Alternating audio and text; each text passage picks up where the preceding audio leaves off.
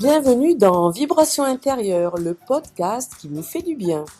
Je suis Sylvie et ici nous explorons ce qui vit en nous. Nos mémoires, nos émotions, nos empreintes et ces espaces de conscience qui s'ouvrent lorsque l'on ose ralentir et sentir.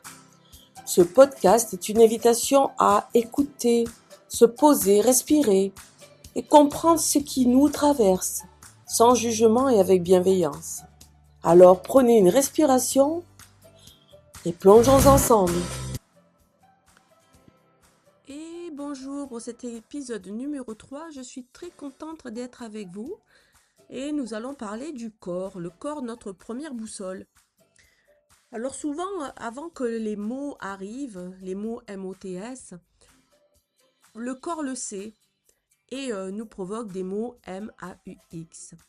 On parle souvent de stress, de fatigue, de charge mentale, mais si on est honnête, beaucoup de nos douleurs ne sont pas physiques au départ. Elles sont émotionnelles.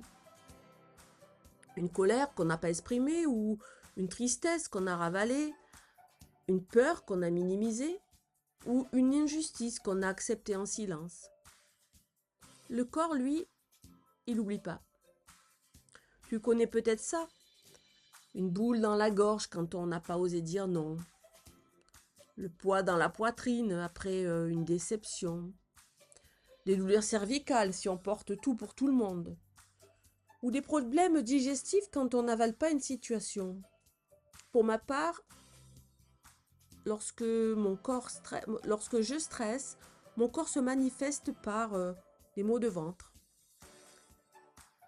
Le ventre, notre deuxième cerveau, qui réagit souvent bien avant que le mental comprenne que quelque chose de sérieux se passe. Donc ce n'est pas dans la tête, c'est dans le système nerveux. Quand une émotion n'est pas vécue jusqu'au bout, elle ne disparaît pas, elle se stocke. Alors le corps devient un lieu où les émotions qui n'ont pas pu être exprimées sont stockées. Et ça bloque la circulation d'énergie. C'est ce qu'on appelle la somatisation. On croit que ça vient de l'extérieur, mais souvent c'est une accumulation intérieure. Alors, ça se passe souvent lorsque quelqu'un nous dit ça va, on dit ça va, alors que ça ne va pas. Lorsqu'on sourit pour éviter le conflit, lorsqu'on encaisse, lorsqu'on continue. Et puis, lorsqu'on a bien accumulé toute cette charge mentale, tout ce stress, quelquefois plus tard on s'aperçoit qu'on a des migraines inexpliquées, des maux de dos, fatigue, oppression. C'est parce que le corps il parle quand la bouche s'est tue. Lorsqu'on n'a pas exprimé nos besoins, lorsque on s'est tu pour ne pas blesser, pour ne pas entrer en conflit. Et ce qui est puissant, c'est que le corps, en faisant ça, il ne cherche pas à nous punir, il cherche juste à réguler. Alors, quelquefois, une crise de larmes soudaine, un tremblement, une sensation de chaleur intense. Ce sont souvent des tentatives naturelles du corps pour décharger les émotions enfouies. Mais comme on a appris à contrôler, on bloque aussi ces décharges. Alors c'est là que, pour moi, la respiration devient essentielle. Vous l'avez peut-être compris, je suis facilitatrice en respiration consciente et lors de mes ateliers que je propose le plus souvent à Saint-Andiol à la boutique Pierre de Lumière, nous entrons en état modifié de conscience pour justement faire taire notre mental et pour permettre à notre corps de décharger tout ce qu'il a gardé, tout ce qu'il a emmagasiné comme stress, comme trauma, comme bagage. Et avec la respiration, on lui permet de libérer ça, de faire de la place et de laisser circuler l'énergie. Et dans ces ateliers, la plupart des adultes respirent à moitié. Il respire par le haut du corps, il respire rapide, il respire contrôlé, comme si relâcher était dangereux. Or, une respiration bloquée maintient l'émotion bloquée. Quand on ouvre le souffle, le corps commence à se libérer. Et les libérations, elles ne passent pas par le mental, elles passent par le corps. Lors de ces ateliers, je peux observer des soupirs profonds, des larmes inattendues, des tremblements, de la chaleur qui circule, parfois même des rires spontanés. Le souffle vient relancer la circulation de l'énergie qui était figée. Ce n'est pas spectaculaire, c'est physiologique. On travaille avec le système nerveux et on permet au corps de terminer ce qui n'a pas pu terminer. Cette libération qui a été réprimée.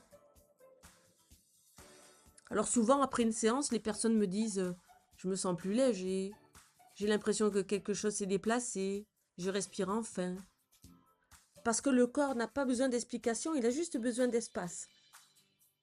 Alors je te propose tout de suite, si tu le veux, de faire un petit test avec moi. Je vais te proposer une respiration qui n'est pas courante.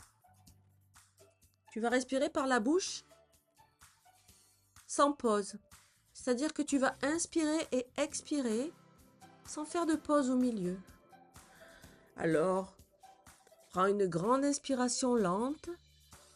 Alors que tu inspires, tu laisses descendre dans ton ventre l'air. Et puis tu expires par la bouche comme si tu te libérais de tension, de quelque chose dont tu n'as plus besoin.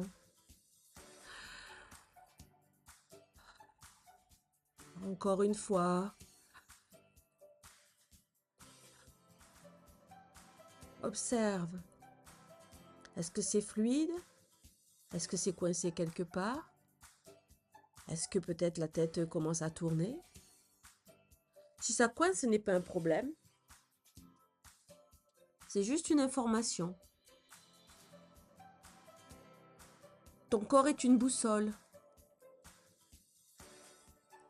Je t'invite aussi à pratiquer, si tu le peux, en position allongée, cette respiration circulaire, sans pause.